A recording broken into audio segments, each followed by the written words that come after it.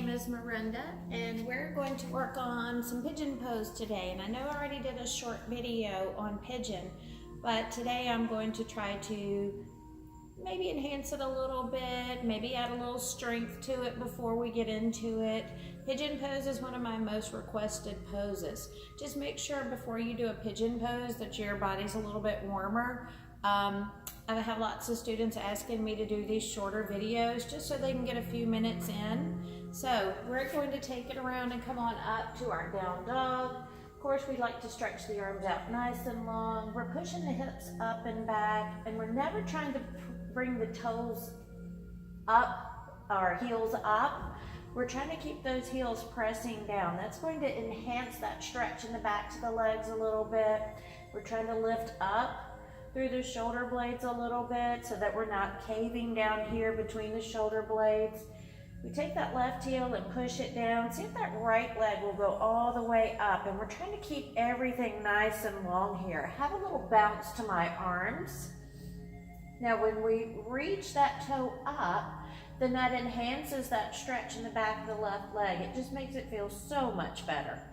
Then we come on forward, and we're just going to play with it for a second here.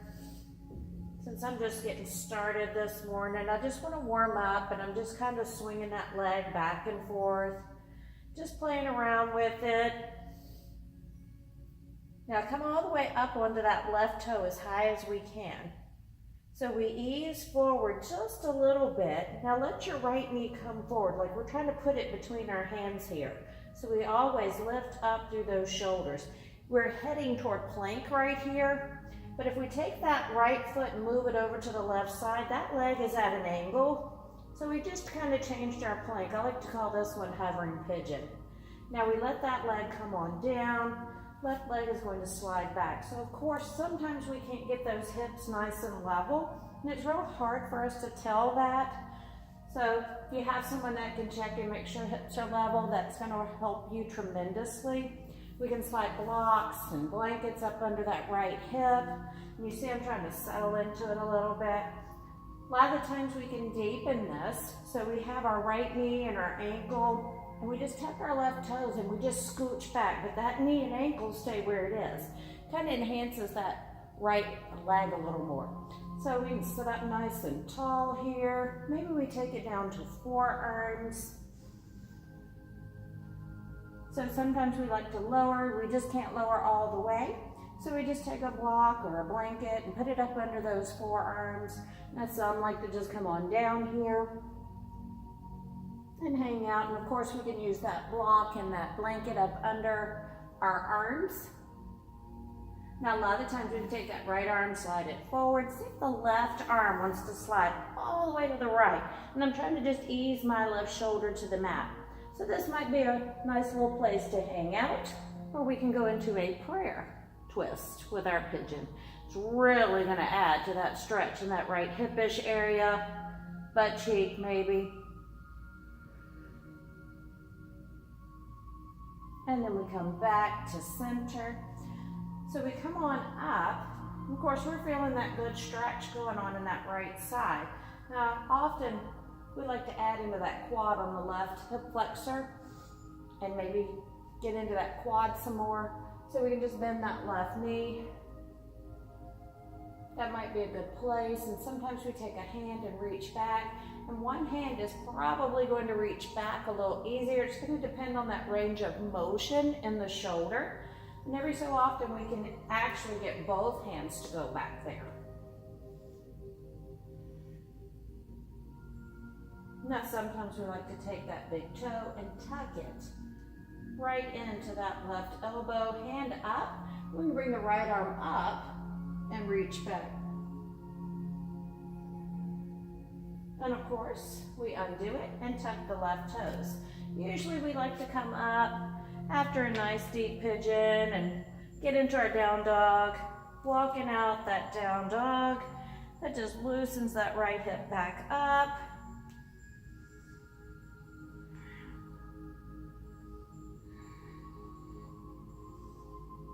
And I'm going to take it and move over to the other side just so we can see.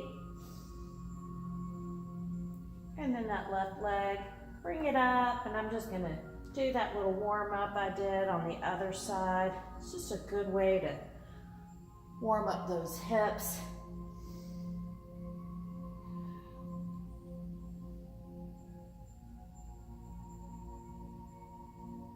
And of course, you can warm up any way you would like to. So now let's get into that hovering pigeon. We get into this plank. Of course, shoulders are pushing up. This takes a lot of arm strength, a little bit of core. We're just sneaking that core in there. The foot goes over to the right side. We can just let that leg come on down. So I'm actually going to turn this way this time so we can see a little bit more from the front.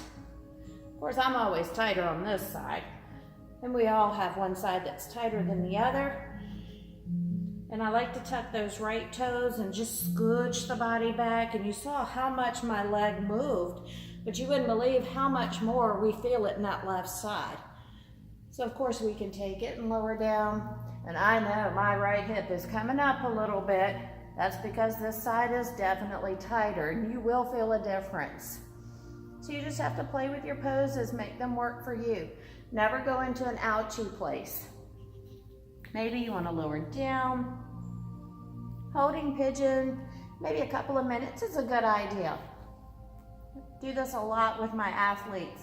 I take care of a lot of athletes, and this is the most requested pose they have because it really helps loosen up their hips. Now again, we can take that left arm, slide it forward. Right arm comes under. Oh, and I'm really feeling that left hip. Woo! Then we can put hands here in prayer. It's a nice little option. Sometimes we take the head and rest it on a block, maybe a blanket. And then we come back around and lift up. So this is our pigeon. Then if you want, you bend that right knee and my quad, my hip flexor, that left hip. Oh, that glute, they're all getting it. Soon as you just pick that foot up, but just make sure we do it nice and slow because we don't want to get a cramp. And again, we can play around with it and see which one works better for you. Maybe we clasp. Sometimes people like to do a little push and pull against their foot and their hand. It's really going to add a chest opener, get into those shoulders. Definitely that right quad and hip flexor. And of course, we know we're getting that left side. And then we can always tuck and reach back. And the more we keep this right hip down, the more we're going to get that quad and hip flexor and that left side. And of course, we come back around and we lift to our down dog. We take a slow, easy walking out the dog. A lot of times people think they've got to run a marathon here, and no, it's just good to take it slow and easy and see if we can just linger and get into that side that the leg is straight. And you'll see me pushing my hip just a tiny bit into that straight leg, just because it changes where we're getting that stretch. So thank you for joining me today with Pigeon Pose. Have a blessed day. Namaste.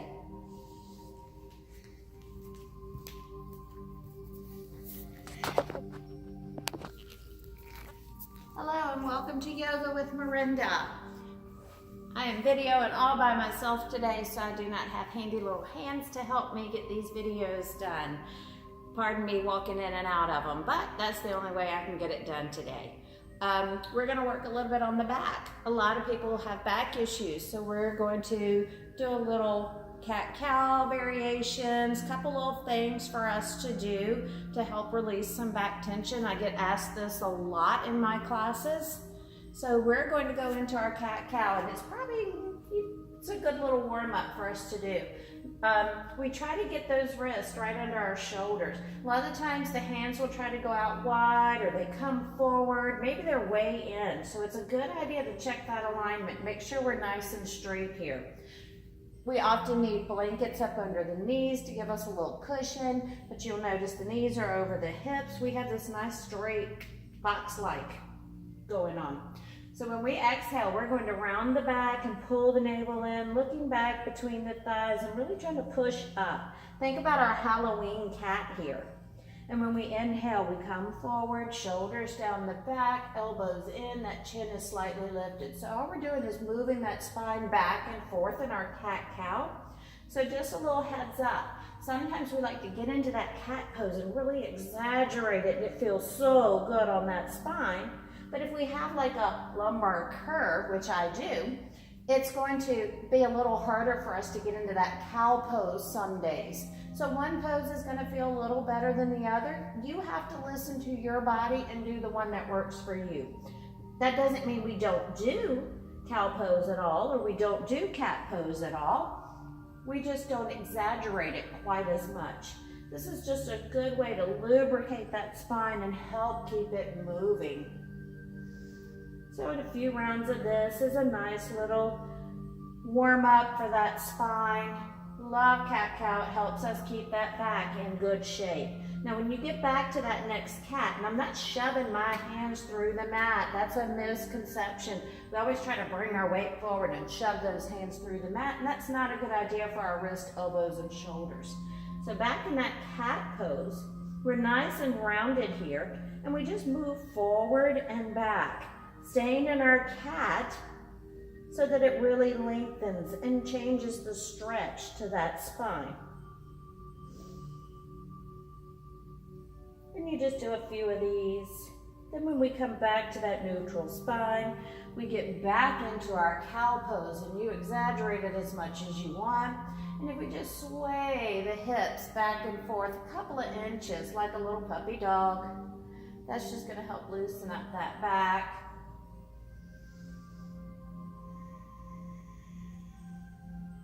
Making sure we're doing some sort of breathing, just so we don't get all tense. And then we come back to that neutral spine. Now there's a couple of variations to get into our seated pose. You can cross and sit back. Sometimes ankles and knees are not happy with that. So you just take the hips over to the side and swing those legs forward. Now if we grab hold of the back of the right leg, let the shoulders relax, then we can round the back and roll all the way down to our mat. And we get both knees, bring them in. So sometimes I'll lift my hips a little bit. Some people like that rocking side to side. If your spine sticks out, it may not like that rocking, and that's okay, we don't do it. Just having knees into the chest is going to stretch that spine and loosen up any back issues. Now, a lot of the times we can have hands on the knees and keep the knees together, circling. I personally like to do hands by my side. It gives me more stability, makes me feel like I can get more of a circle and loosen up my back. And then we always go the other way.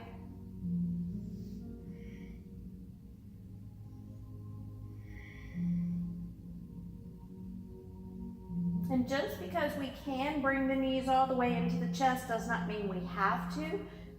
We can always back off a little bit, especially if our back's not feeling so good today.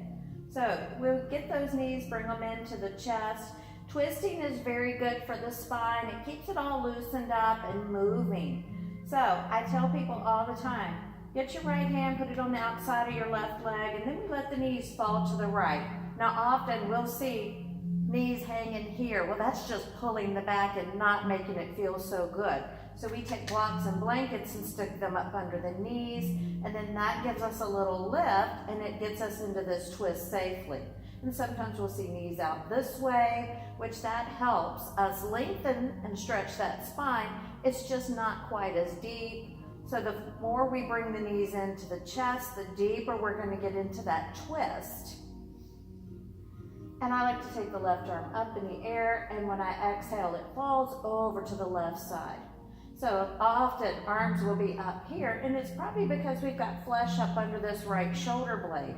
So if we lift the right shoulder, wiggle it around a little bit, then that helps us relax the left shoulder. Always either look up, or maybe we look to the left side. Sometimes our neck is not liking that look, so we don't do that.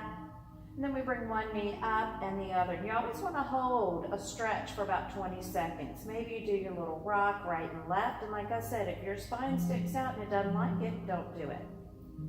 Then we take the left hand to the right leg and let those knees go all the way over to the left side. If they can't go that far, make sure we put some kind of support up under there. Right arm comes up. We exhale, take it right.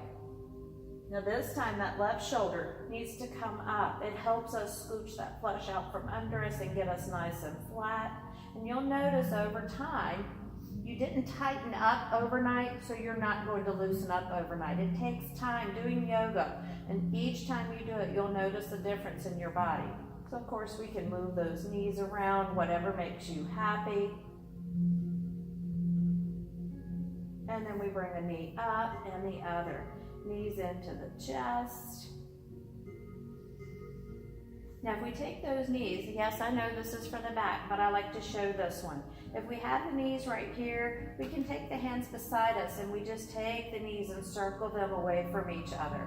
So this is just going to loosen up the hips.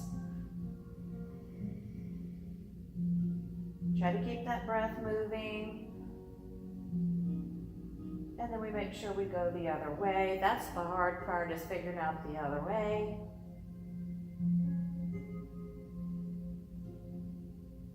Now knees come back in. Having the option to drop the knees to a side and push up, or we can hold on to the backs of the legs and just do a little roll up. Take a deep inhale, arms overhead. And when we exhale, hands to heart center. At the end of every practice, we use the word namaste. The light in me honors the light in you. Namaste. Have a blessed day.